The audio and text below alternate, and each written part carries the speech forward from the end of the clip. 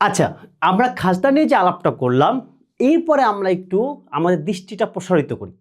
আমি মোহাম্মদ রফিকুল ইসলাম, তেজগাঁও কলেজে অর্থনীতি বিভাগের প্রভাষক। এই যে পাশ করে অ্যান্টিবায়োটিকে অর্থনীতি সেকশনে তোমাদের সামনে নিয়ে আসছি আজকের একটা নতুন সেকশন, যার নাম হচ্ছে সামগ্রিক আয় ব্যয়। একটু দৃষ্টি প্রসার করি, এবার ব্যক্তির আয় ব্যয়, ব্যক্তির অর্থনীতি থেকে আমরা একটু সামগ্রিকভাবে দেখার চেষ্টা করি। চলো আমরা এই সামগ্রিক আয়ে প্রথমে যে জিনিসটা দেখব, যে আমরা কি আলাপ করব। প্রথম হচ্ছে সামগ্রিক আয় এবং ব্যয়ের যে ধারণাটা।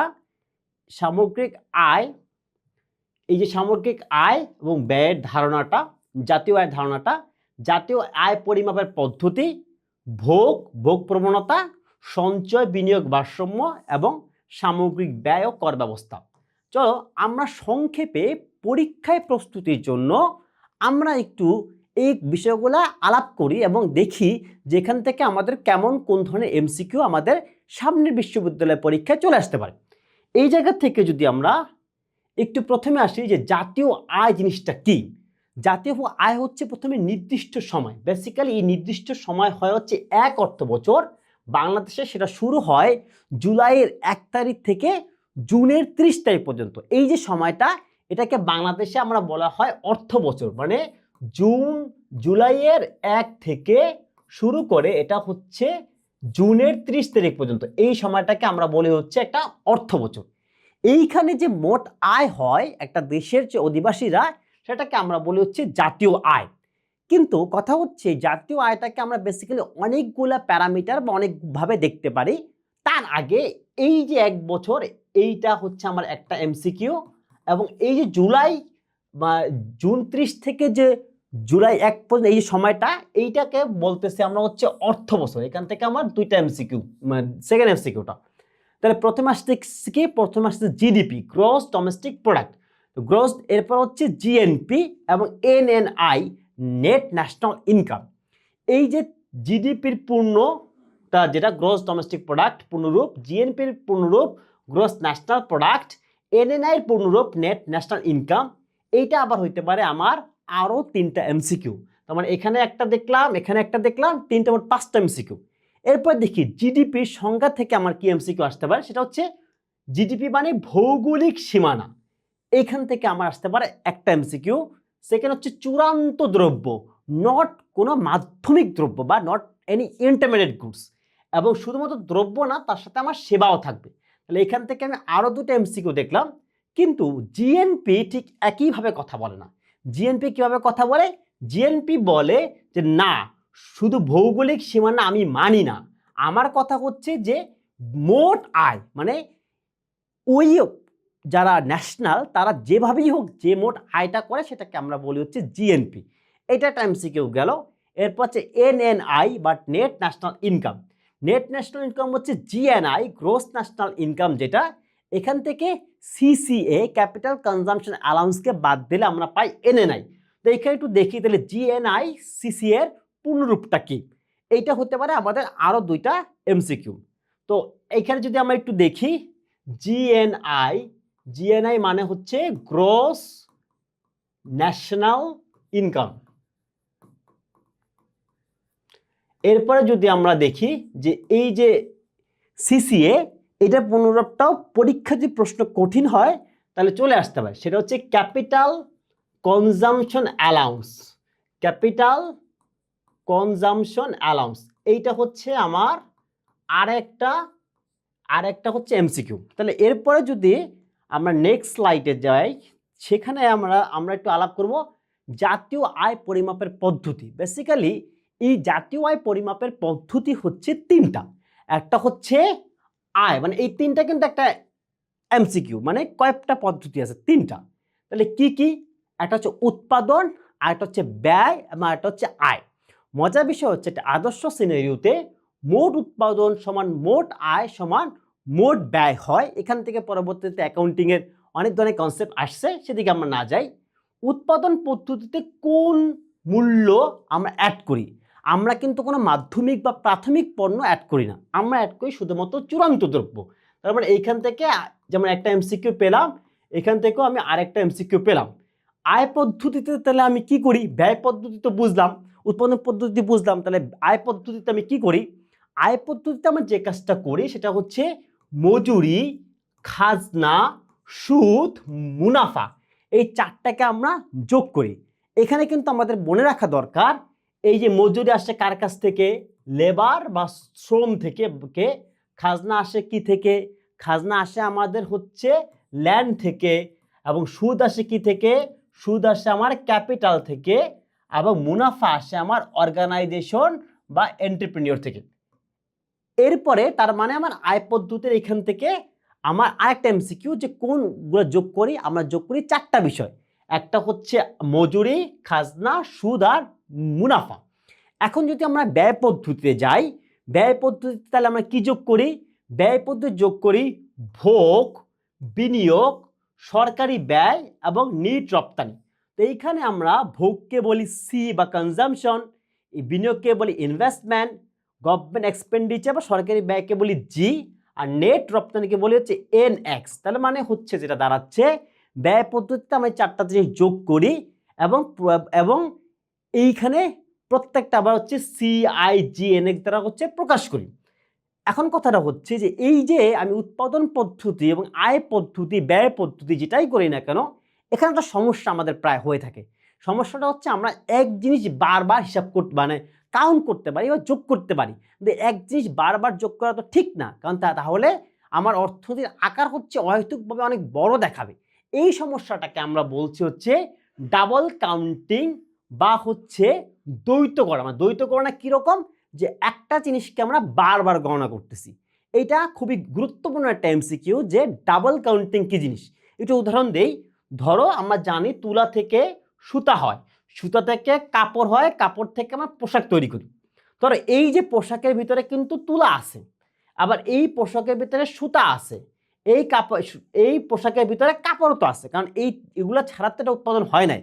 যদি চারটাকে আমি আলাদা আলাদাভাবে যোগ করি, তার মানে কি? তার মানে হচ্ছে এক জিনিস আমি চারবার যোগ করলাম। তো এই জন্য আমরা যেটা করি, ফাইনাল গুডস বা এই যে চূড়ান্ত দ্রব্য, এই চূড়ান্ত দ্রব্য এইটাকেই শুধুমাত্র আমরা কাউন্ট করি। তার মানে ডাবল কাউন্টিং পদ্ধতি বা ডাবল কাউন্টিং যে সমস্যাটা বা দ্বৈতকরণের যে সমস্যাটা আছে, সেখান থেকে যদি আমরা বের হয়ে আসতে চাই, তখন আমার করণীয় কি? আমার করণীয় হচ্ছে শুধুমাত্র চূড়ান্ত দ্রব্য আমাদেরকে হচ্ছে বিবেচনা করা। এইটা যদি পরীক্ষার প্রশ্ন ক্রিটিক্যাল হয়, তাহলে এই কোশ্চেনটা চলে আসতে পারে যে আমরা কিভাবে ডাবল কাউন্টিং এড়াইতে পারি। শুধুমাত্র চূড়ান্ত দ্রব্যের মূল্য যোগ করার মাধ্যমে আমরা ডাবল কাউন্টিং এড়াইতে পারি। এখন আমরা যাচ্ছি নেক্সটে, যে সামগ্রিক ভোগ। মানে ভোগ কি? যে কোনো কিছু আমি কনজিউম করব। ভোগ হচ্ছে আমি কোনো কিছু উপযোগকে নিঃশেষ করে ফেলবো। এই যে ভোগটা, এই ভোগটাকে আমরা হচ্ছে মানে দুইটা ভাগে ভাগ করে, স্বয়ংভূত ভোগ আর একটা হচ্ছে প্ররোচিত ভোগ। অটোনমাস কনজাম্পশন এবং প্ররোচিত হচ্ছে ইনডিউসড কনজাম্পশন। দেখো তোমরা যারা আজকে আমার এই কোর্সটা করছো, তাদের অধিকাংশই হচ্ছে মানে হয়তো বাবা মা পরিবারের উপর ডিপেন্ডেন্ট, যারা নিজেরা তেমন কোনো কিছু করো না।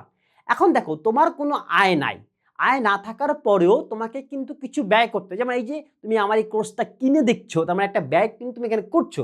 অথবা জাতীয় বিশ্ববিদ্যালয়ে 1000 টাকা দিয়ে তুমি ভর্তি ফর্ম কিনেছো, তার মানে তুমি একটা ব্যয় করছো। মানে তোমার আয় না থাকলেও তোমার যে ব্যয়টা থাকে, তোমাকে যে ভোগটা করতে হয় বা ভোগের পিছনে ব্যয়টা করতে হয়, সেটাকে আমরা বলছি স্বয়ংভূত ভোগ বা অটোনমাস কনজাম্পশন। মানে আয় শূন্য হলেও আমাকে হচ্ছে ভোগটা করতে হবে।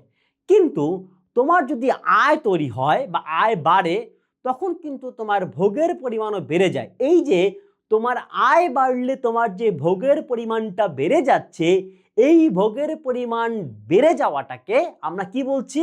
আমরা বলছি হচ্ছে প্ররোচিত ভোগ। মানে এটাকে প্ররোচনা দেওয়া হচ্ছে। কে প্ররোচনা দিচ্ছে?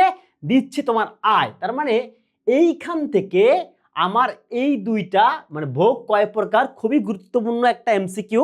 এবং যদি একটু কঠিন হয়, তাহলে স্বয়ংভূত ভোগ কি এবং প্ররোচিত ভোগ কি, এই দুইটা এমসিকিউ চলে আসতে পারে।